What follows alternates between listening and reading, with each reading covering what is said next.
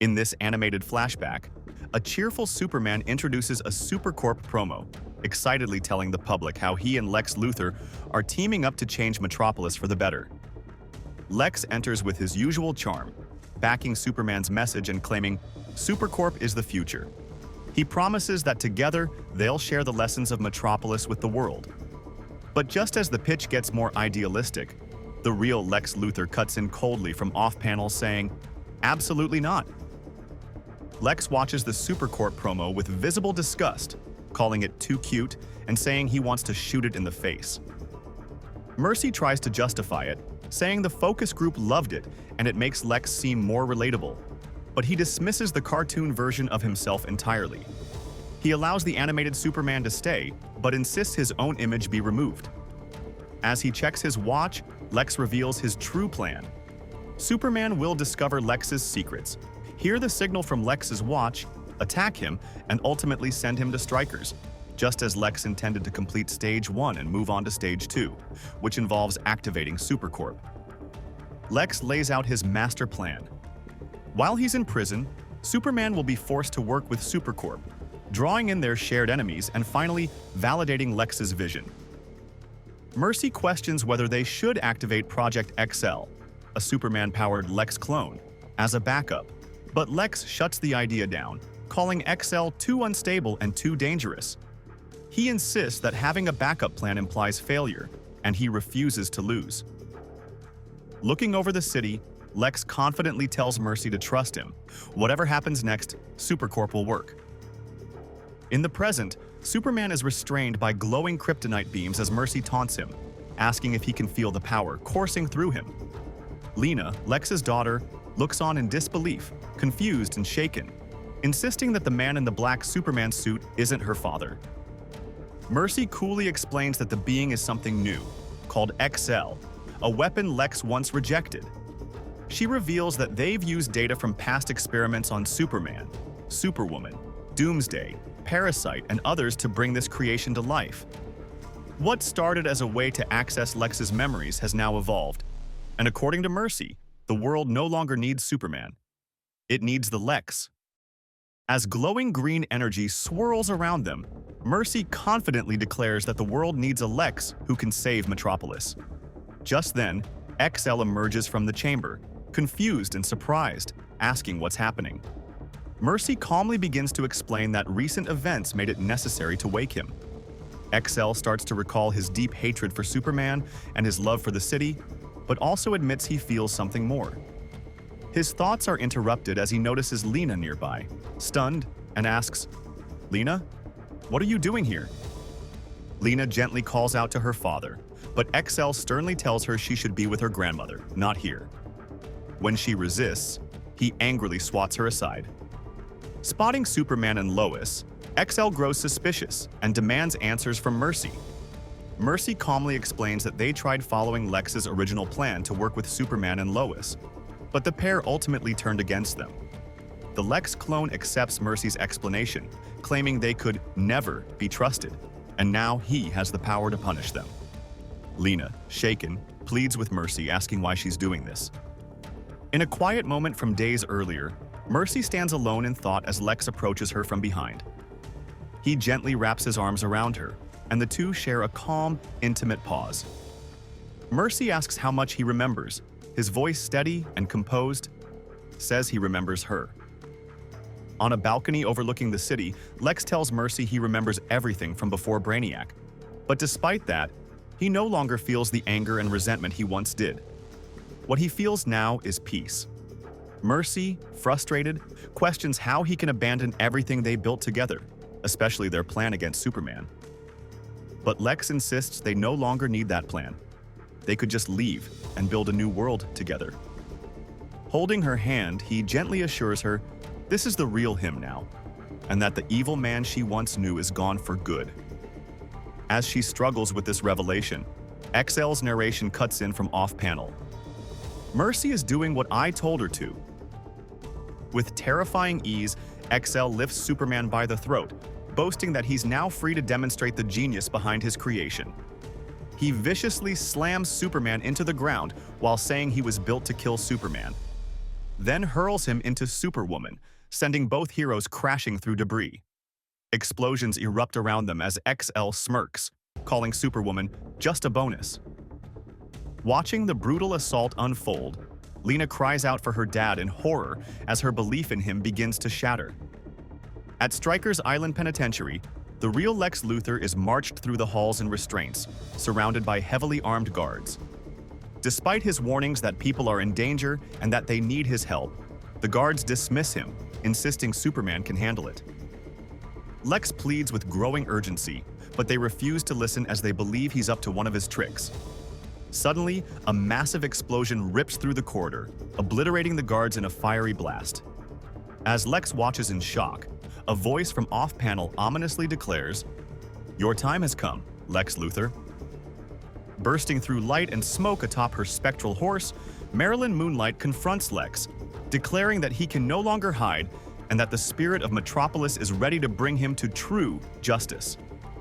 Lex, unshaken, acknowledges they have unfinished business and proposes a new path, one where Marilyn helps him protect the city. He argues that the spirit guiding her brought her here for a reason, and together they can do more. Marilyn considers his offer, and Lex reminds her that after they help the city, she can have all the revenge she needs. When Marilyn asks what exactly he wants from her, he simply says he needs a ride. XL slams his fist into Superman's jaw, sending him flying as Mercy watches proudly, praising Lex's genius for the power within XL's body. As Superman struggles to recover, he admits to Superwoman that they simply can't win, as the kryptonite gives XL the upper hand. The two heroes blast through a wall and crash into the ground below in an attempt to retreat. Superman helps Superwoman to her feet, noting the kryptonite's effects should fade soon. XL, off-panel, says, "You're still out of time, Superman." Hovering above the city, XL, the Lex clone, mockingly asks if they really thought he wouldn't build a body that could fly.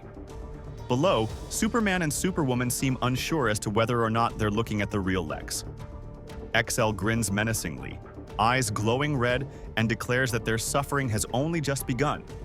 He doesn't even need kryptonite to tear Superman apart. But just as the threat escalates, a calm voice cuts through from off-panel. The real Lex Luthor steps forward, telling XL that his fight isn't with them.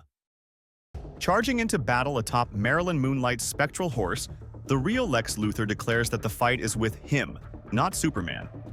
XL sneers, mocking Lex as the so-called real me and taunting him for showing up with a friend. Unfazed, Lex demands XL stand down, insisting that whatever he thinks he is, he's not Lex Luthor. Lex admits he's unsure how to undo what was done, but he's ready to put XL back where he belongs. Activating his green LexCorp battlesuit, Lex prepares for the showdown. As XL and Lex rocket toward each other, Marilyn urges Superman and Superwoman to help evacuate the streets. The two titans clash mid-air, with XL landing a devastating punch that sends Lex crashing into a building. But as the fight rages on, XL suddenly recoils in agony, clutching his head and shouting that it hurts, confused by what's happening to him. Meanwhile, Superwoman senses the kryptonite's effect fading and decides to let Lex handle the fight, for now. With the battle above growing more intense, Superman and Superwoman take flight to help protect Metropolis below. XL, eyes wide, caught between rage and confusion as he declares, "Me feel great," a twisted echo of Bizarro. But the facade quickly cracks, and he panics, insisting something is wrong. Lex, flying in his green armor, calmly tells him this is exactly why he warned Mercy never to activate him. He explains that XL was built using flawed Bizarro tech, and without cracking the code, the result was unstable and unsafe. Still, Lex reaches out with sincerity, offering to help his clone. XL responds to Lex's offer to help by violently grabbing Lex by the throat and smashing him into the rooftop of a nearby building, sending shockwaves through it as part of the upper floor's collapse. XL rises into the sky, filled with bitterness and betrayal. He reflects on how Metropolis rejected him and embraced Superman instead, labeling him an outsider. Consumed by spite, he vows that if he can't have Metropolis, no one will. With glowing green eyes, He declares the world will finally know the name of the one true Lex Luthor. Superman and Superwoman charge into battle with determination, ready to take down XL together. Superwoman lands a powerful uppercut, sending him flying, while Superman follows up with a blast of frost breath. Though briefly frozen, XL quickly shatters the ice, unfazed. Meanwhile, Marilyn helps Lex to his feet and reminds him that with daylight breaking, he's now on his own, and not to forget the deal they made. As XL closes in, he proclaims that although Superman had more brawn, he, XL, had more brain and plans on using it right now. He headbutts Superman with brutal force, knocking him back as the fight escalates. Inside the control room, Lena panics over Superman's rising red kryptonite levels, but Mercy reassures her that everything is proceeding as planned, because the world, in her eyes, needs Lex Luthor. Superwoman urges Superman to hold on to his control, but he's clearly struggling. Meanwhile, XL seizes Superwoman by the hair, setting the stage for further violence. XL taunts Lois, relishing his newfound power and expressing twisted joy in beating Superman. He cruelly suggests that Metropolis needs a power couple like them, but Lois knows this isn't the real Lex. As his eyes glow with menace, XL vows to kill Lois, Superman, and even their son. But Lois, filled with rage after hearing the fake Lex threaten her family, begins to power up, preparing to unleash a devastating blast of heat vision. And she does just that, channeling all her fury into her blast to protect her family. The sheer force of it sends XL hurtling into space, overwhelmed and screaming in pain. The impact is felt across the city as buildings tremble and the sky lights up. In the aftermath, Lois stands fierce and unshaken, her love for her family fueling the most powerful attack she's ever delivered. Lena tells Mercy that XL is unraveling, but Mercy insists he's the real Lex she remembers. Refusing to accept that, Lena sets out to find her true father. Meanwhile, Lois falls from the sky after her powerful heat vision blast, and Superman catches her just in time to soften the impact. Though he's still battling the effects of red kryptonite, he reassures her he's okay, just as a chilling voice off-panel taunts, "Nice try, Superwoman." The Lex clone stumbles through the rubble, refusing to give up and vowing to prove the world needs him more than Superman. Lex appears, telling XL it was a mistake to bring him into existence, but still offers to help. XL lashes out, ranting about betrayal and accusing Lex of weakness and of being a failure. XL stands firm and says, "You are not Lex Luthor."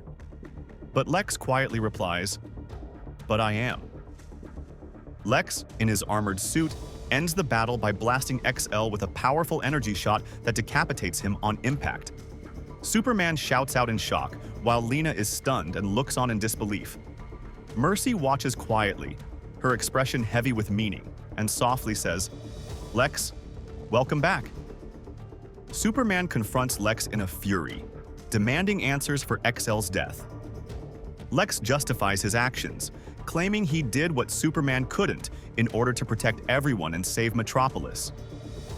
Superman makes it clear he's not finished with Lex and instructs Superwoman to check on Supercorp and Mercy. As he turns to leave, an off-panel voice calls out softly to Superman. Superwoman drops to her knees amidst the wreckage, visibly shaken and injured from the battle. With a stunned expression, she reveals that she's lost her powers. The emotional weight of the moment hits as she realizes the gravity of what that means.